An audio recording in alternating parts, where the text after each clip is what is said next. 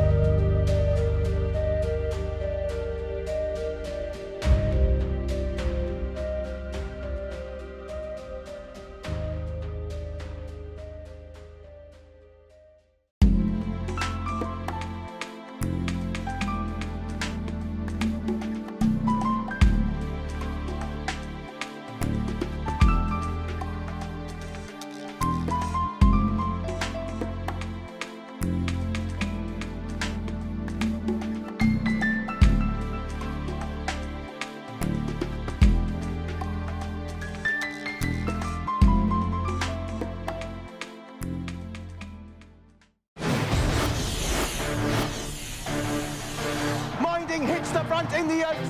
Her 1,000 guineas success. Finding outclassed them. Architecture gallant in defeat.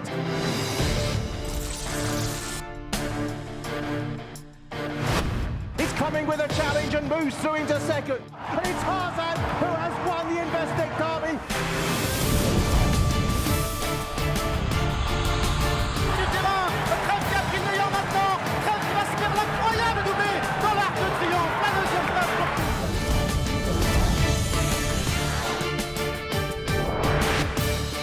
A length and a half away.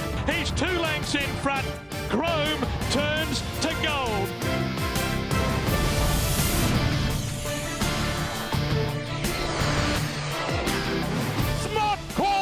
Jamie Mitt.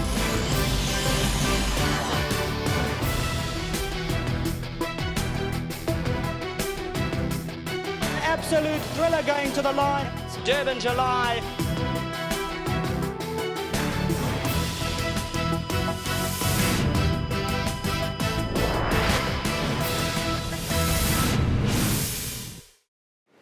Now we take a look at the stallion profile of Bold Silvano, who stands at Ascot Stud.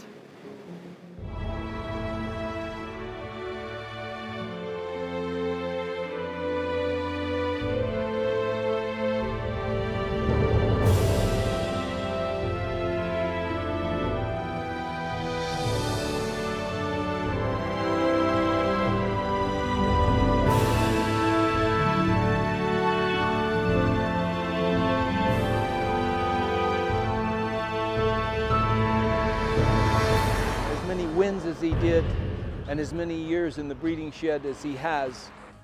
When he comes at you now, watch to see how straight those legs come forward with every joint lined up with one another, and all those joints appear to be 4- or 5-year-old legs instead of 20-year-old legs. You got to be proud of that genetic makeup, and it portends well for his offspring and how effective they will be over the long haul on the race courses of the world. Silvano, champion. Bold Silvano, Irish Flame, Bold Silvano past the 200. Bold Silvano's finding more from Irish Flame. Happy Valley's running on. It's Bold Silvano and Irish Flame. Bold Silvano, Irish Flame. Bold Silvano has won the Vodacom. What a win by number 6. Bold Silvano has won it.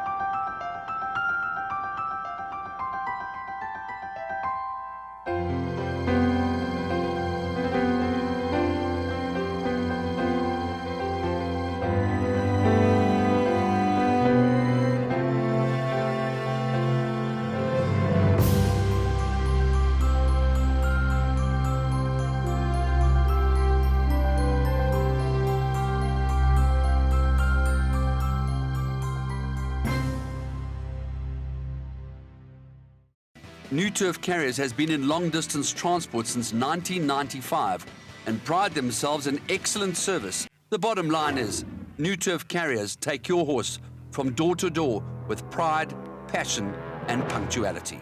A horse's behavior at the start is crucial on how a horse performs.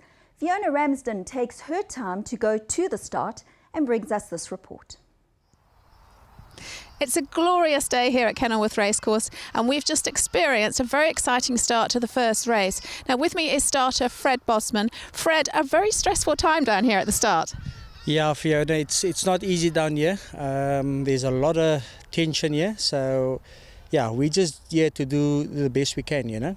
And obviously the whole point of the starting stalls is to get a level, even, fair beginning for the race. Yeah, that's correct. Obviously, you want a fair start so that nobody is obviously gets an advantage over the other one. Well, it all seemed to go off very well and very organised down here at the start, but there is a process to how you load these horses.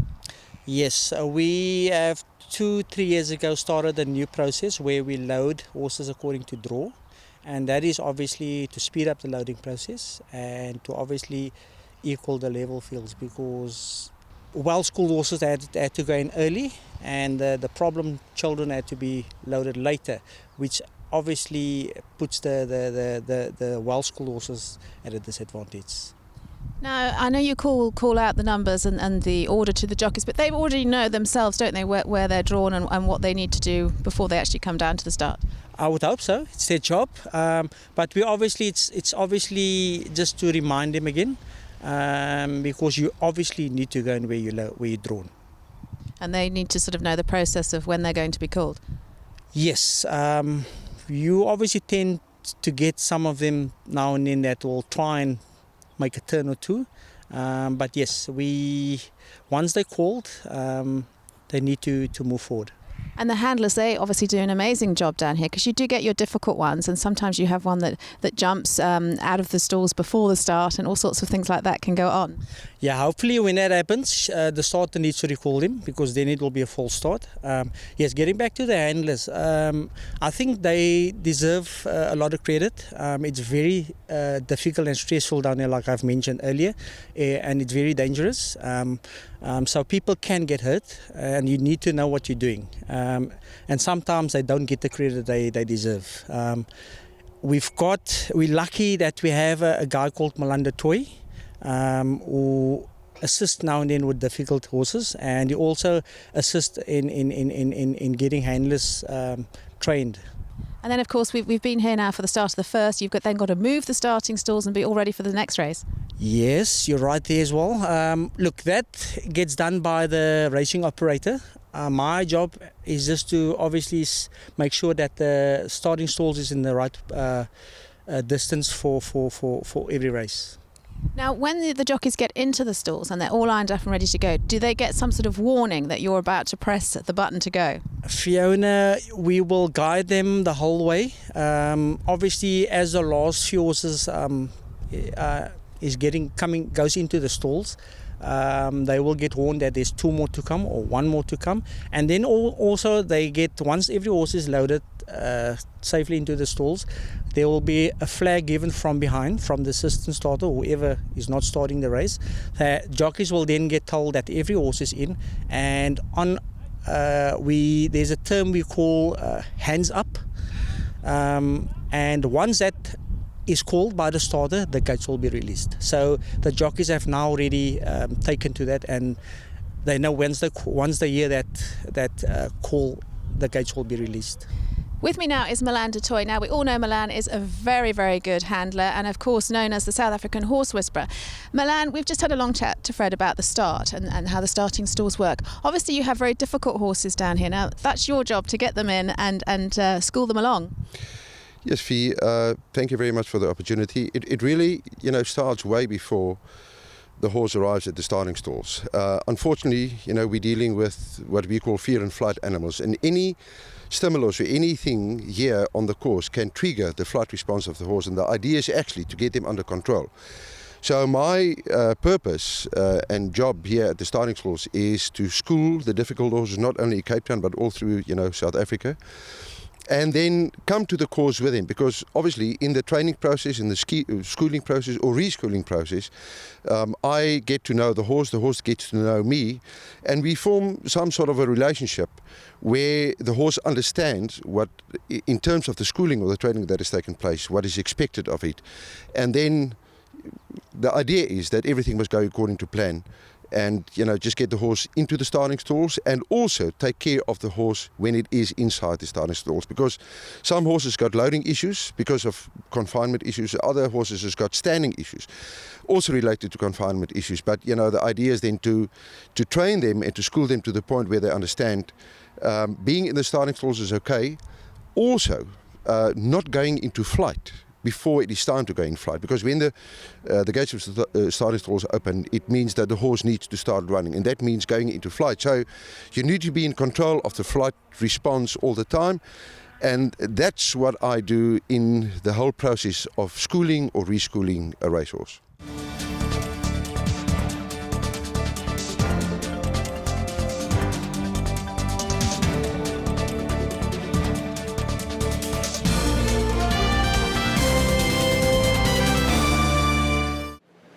Next up, we're going to take a look at two of John Freeman's stallions, and they are very exciting indeed, no other than Legislate and Futura.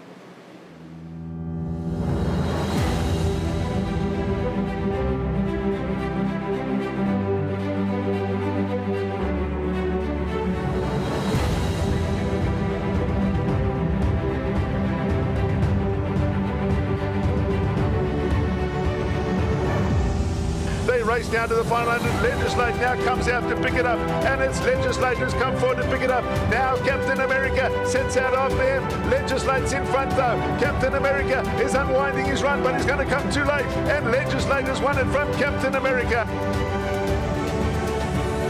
Legislate comes at Captain America, and here's Legislate with a long, lengthy stride. Ex-Chestnut's coming on powerfully. Legislate now let loose at the 300-meter marker. Legislate, they come together. Wiley Hall, Legislate's now alongside. Wiley Hall, Legislate. But it's still Legislate. It's Legislate. Legislate's gonna win it. Legislate won the Rising Sun Gold Challenge. Legislate, what a performance.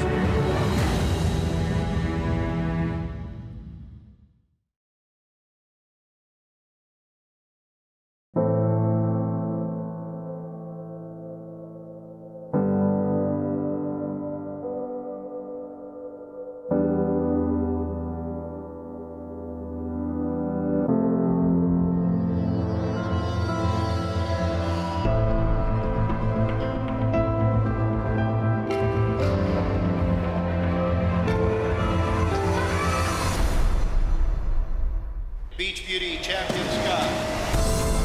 Now Futura starts to warm up, and Futura's coming on stoutly now. Futura will win the Beach Beauty Champions Cup. Futura gets driven into the lead. Futura with 100 meters left to go. Futura beats Louis the King. 300 meters left to go. Futura is coming out full of running between runners. It's Futura. Futura wins the Jeremy Met. Ice Machine gets the wake-up call. Futura's on the inside. Ice Machine and Futura. Futura digs in. Futura and Ice Machine.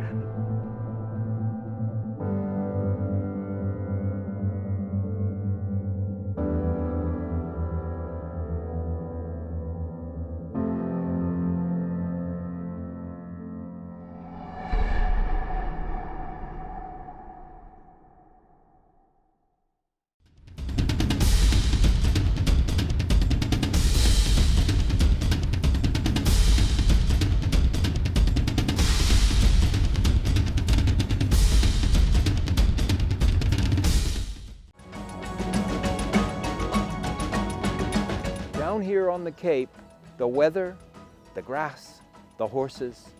Here's where it is, Main Chance Farm, Champion Breeders.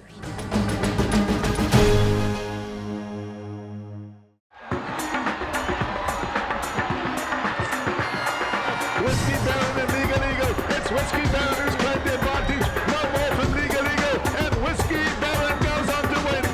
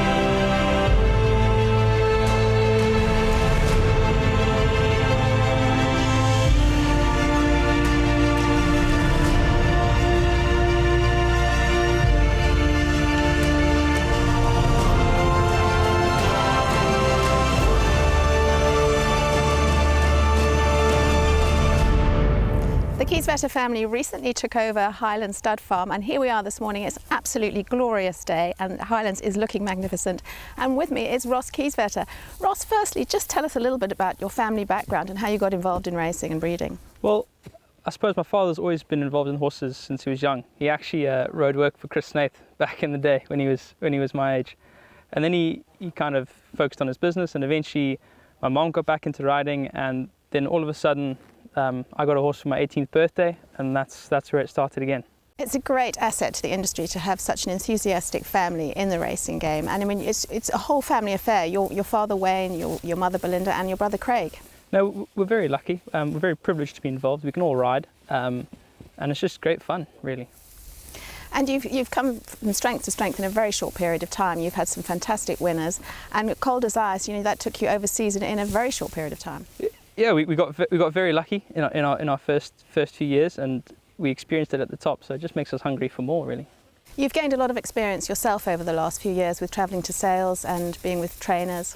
Well, I was lucky enough to work for John Costa and do a season there following down. I worked for William Haggis in the UK, which was a huge experience, and I've also done a bit of work with CTS, bid spotting, and learning how that side of the industry works. And you call yourself, the Kieswetter family, call yourself Ridgemont, and it's a great combination because you've got Highlands here, and you've also got the farm in Wellington to do your pre-training and spelling and rest horses. It's a great combination. Yeah, it's they both play off each other, and it just makes our life much easier. Now, you've had an absolutely phenomenal year. I mean, winning the Met with Whiskey Baron, you and your brother's horse, was just absolutely so exciting. Yeah, what a whirlwind. Yeah, still can't believe it. And it was such a year because shortly after came the news that your family were taking over Highlands here. Yeah, it was a good couple of weeks, that's for sure. So it's been a real roller coaster of a year. And as I said, you've got the combination moving forward of having this farm and where you've got the mares and the stallions, and you've got your farm in Wellington. It's just a great recipe for success going forward. Yeah, exactly. We've got a really strong broodmare band as well, and it'd be great to get some of those old Highlands families to race some of the fillies, and it's just an exciting time. Ridgemont's view is mostly sort of eyed on breeding, so you try and have fillies in racing? Yeah, so the plan is to try and keep those top families and race the fillies ourselves. But obviously, we are a selling farm, so sell a few colts and see how that goes. And what stallions do you have here?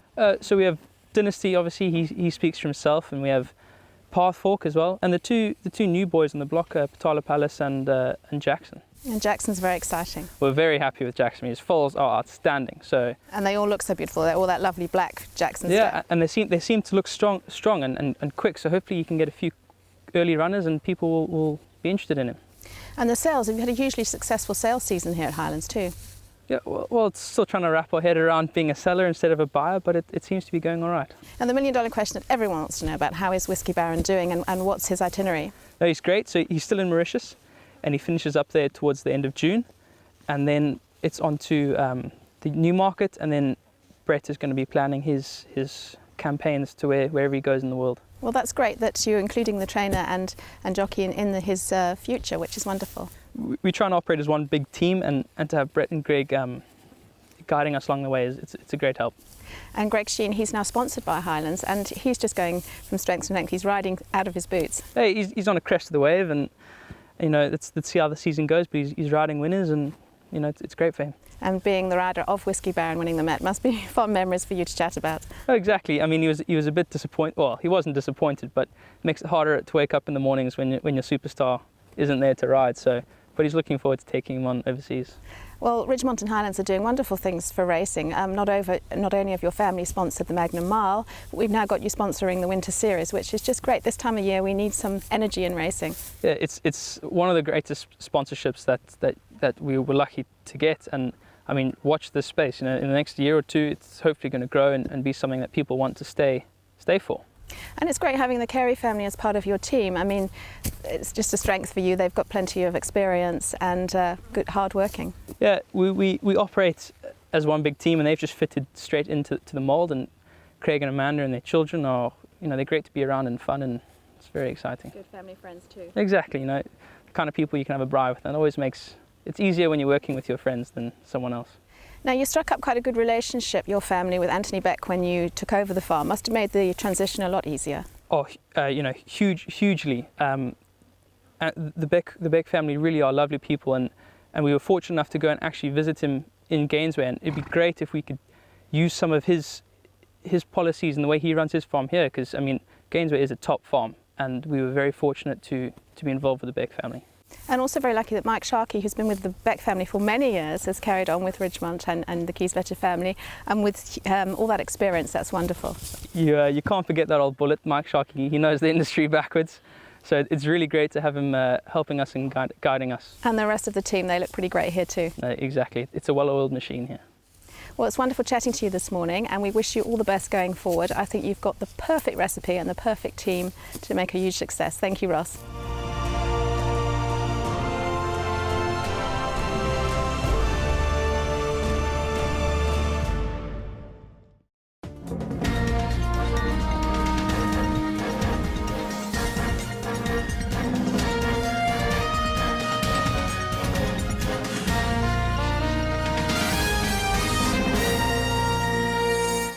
Time Thief, the son of Reduced Choice, was a great sprinter miler during his career. He stands at Naddison Park and has had his first South Africa crop of yearlings last year. Let's take a look.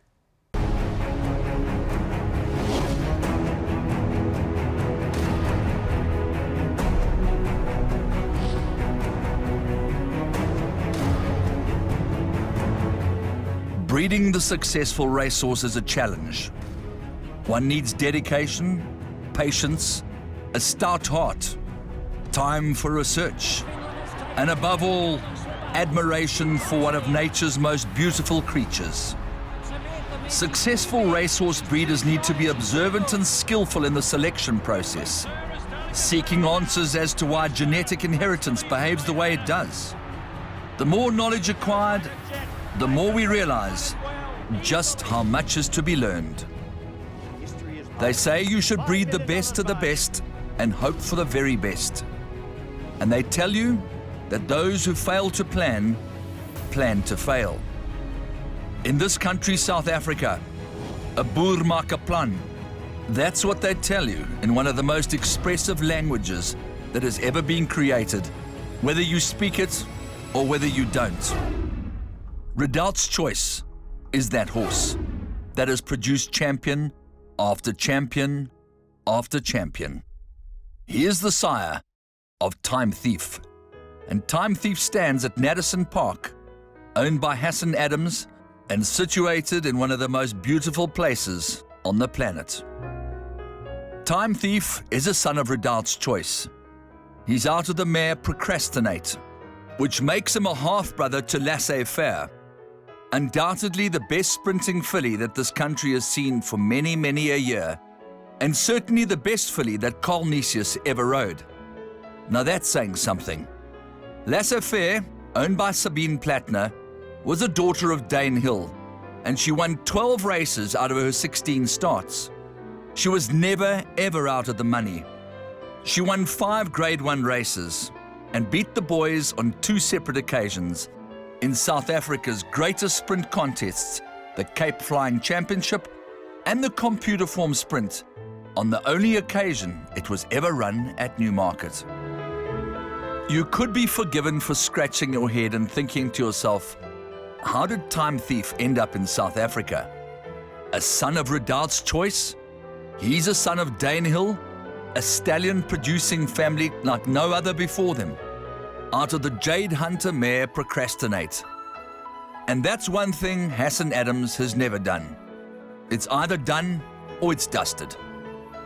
And if perhaps your memory banks are just a little dusty or a little bit rusty, let's reflect back on some of the comments of Brett Crawford and Carl Nisius after some of the sparkling performances that were delivered by Dan Hill's daughter, Laissez-Faire. I just think it's a fantastic way for a filly like this to go out the game. You know, winning 3 consecutive Group 1s. I mean, she's an amazing filly. She's been on the go since October last year. Yeah. She hasn't had a break. It hasn't been easy, but her class brought her through. Yeah, she's unbelievable filly. You know, you always know that she's going to give you 110%, and this is an international class filly. Really, I think she could win anywhere in the world. I got no words. I mean, she's got a heart the size of her body, I think. Yeah, she's definitely one of my favourites. It's definitely the best filly I've ever ridden, and I doubt if I'll ride one as good as her again. And so now you have the opportunity to purchase into this bloodline. All you need to do is go and look at the progeny of Time Thief, and you will soon realize that breeding the best to the very best certainly is one of the greatest success stories in picking yourself the horse of your dreams.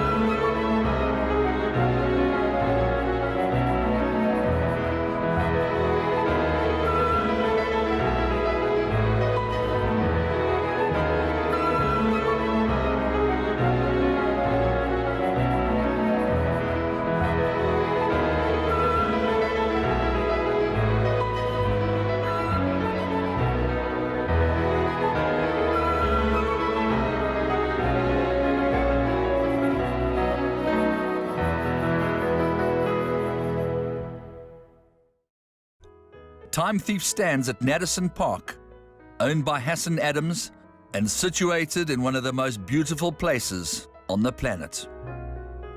Time Thief is a son of Redoubt's choice.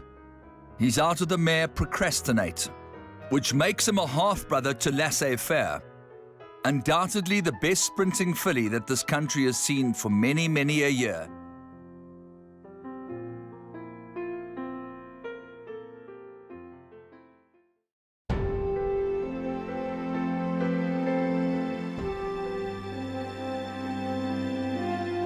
Up the outside, Just Essential is also running an absolute cracker, and Safe Harbour has taken off between runners. It's Safe Harbour that comes to the front with Just Essential. These two to the wire. Just Essential from Safe Harbour. Joe's Bond hanging tough. Carry On Alice trying to get to her along the outside. Joe's Bond keeping her at bay. Carry On Alice. Scandal is running on. Joe's Bond keeps rolling though and stays on to win from Carry On Alice. It's William Longsword with his head in front. He's taken the lead in the Guineas. Gold Standard is bearing him down with each and every stride. The post looming. William Longsword from Gold Standard.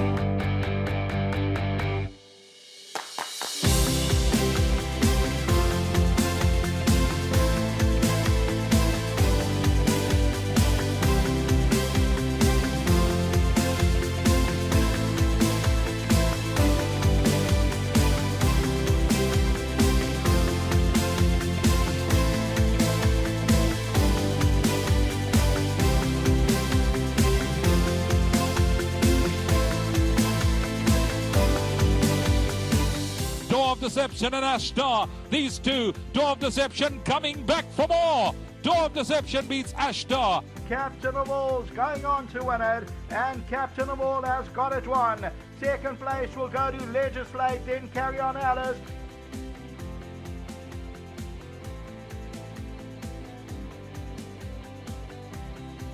Barrack Street hard up on the outside with 100 to go, and Barrack Street goes strongly to give Sean Tarry yet another winner. Is in command with 150 to go, is now pulled 3 lengths clear of Elphick, back in second, and Barrack Street powers away for the Stormbird Stakes win, wins it by 3.5. Social Order hit the front, Ben Shay's on the outside. Social Order still very green, but he's climbing the ladder with a workmanlike performance, burst away by 4. And it's Social Order hit the front over the last 100 metres, and Social Order's going on. Social Order to win it by 3. Walker and Matthew Lips. Matthew Lips is not giving up, but Walker narrowly in front, and Walker made it. She's a rock star. On the outside, Rose Hill. She's a rock star's going on strongly. She's a rock star, won it. Edict of Nantes is in front, the yellow cap. He's going on strongly. Nothing got a chance on him now. Edict of Nantes drawing away in the closing stages. Goes away to win it comfortably.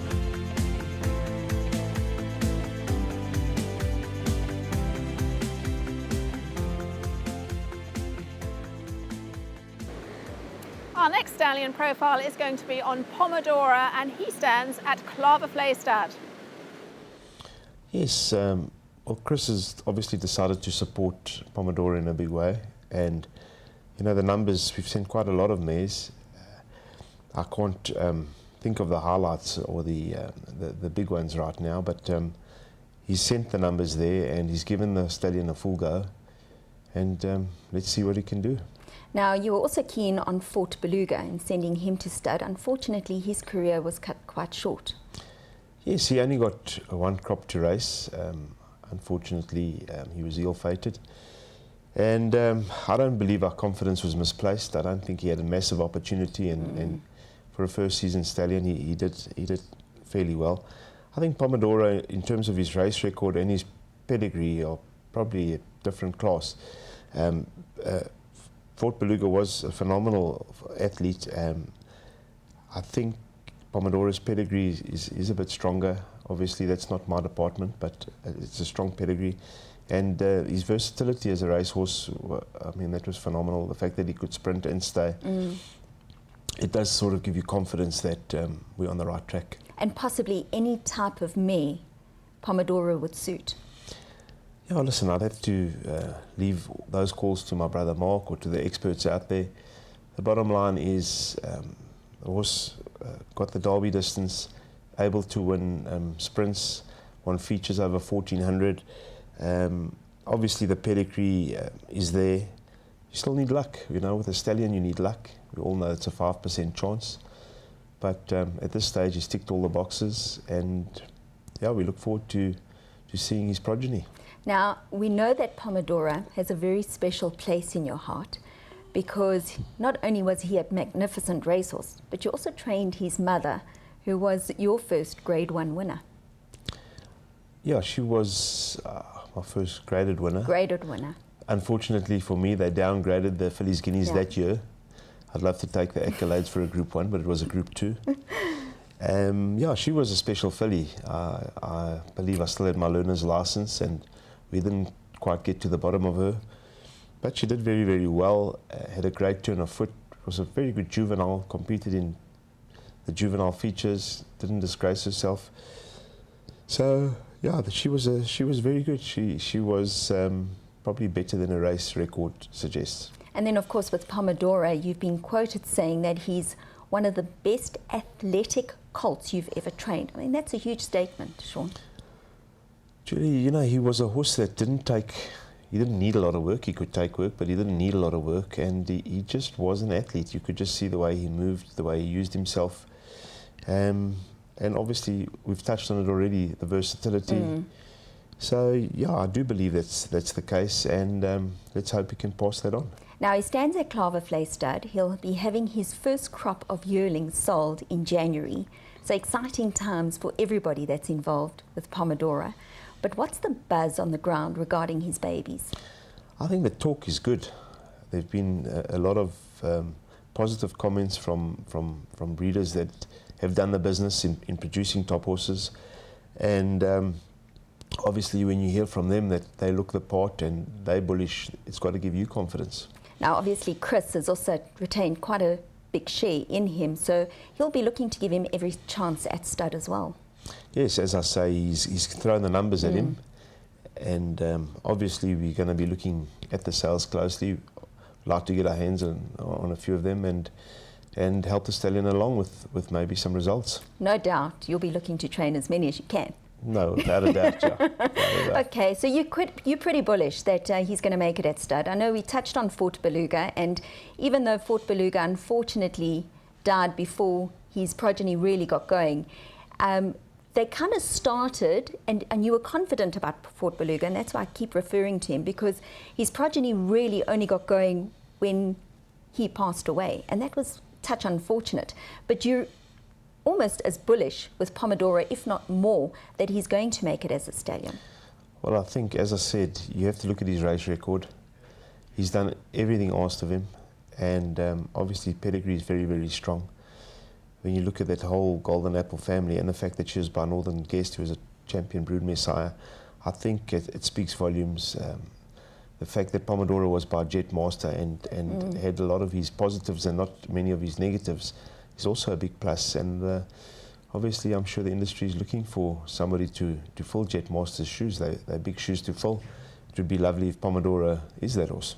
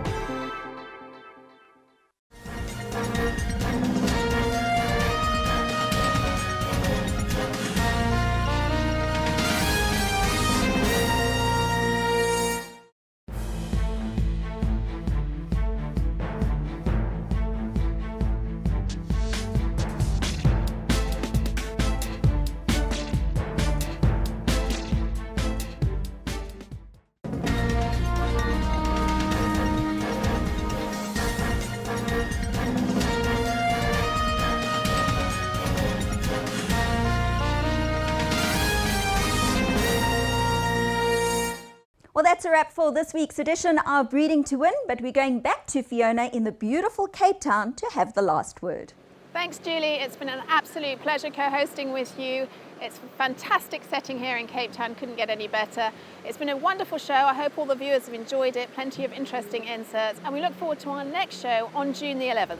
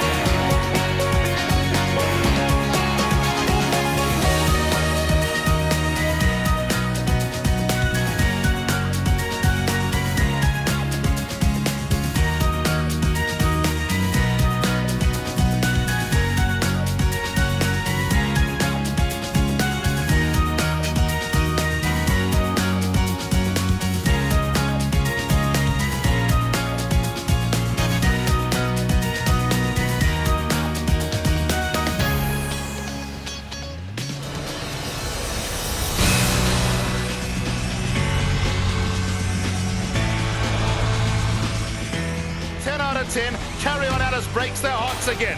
Pulling clear in the closing stages. Smart Call wins the Jambi Mid. And Smart Call comes home to win it in the main Chance Farms Paddock Stakes.